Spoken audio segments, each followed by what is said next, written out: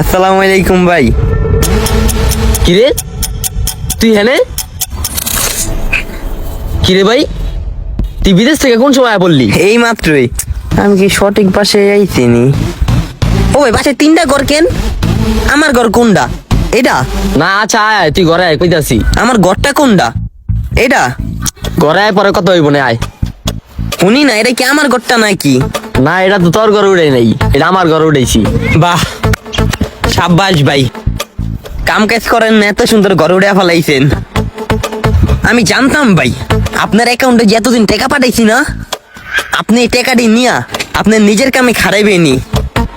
আপনারে কইছিলাম ভাই, আমি টাকাটি আপনার অ্যাকাউন্টে পাঠাই, আপনি আমার একটা রুম উঠাই দিয়েন, কিন্তু আপনি আমার টাকা দিয়ে আপনার রুম উঠাইছেন। এই কারণে তো আপনার অ্যাকাউন্টে আমি টাকা পাঠানো অফ করে দিছি। আমি মেজো ভাইয়ের অ্যাকাউন্টে টাকা পাঠাইতাম, আবার আপনি কোন মুখে আমারে ডাকেন আপনার ঘরে আমি যেতাম? এই বাসায় ঢুকতে না ঢুকতে, বাড়িটার মধ্যে পাড়া দিতে না দিতেই আপনি যা দেখাইলেন, এগুলো দেখার জন্য আমি প্রস্তুত আছিলাম না।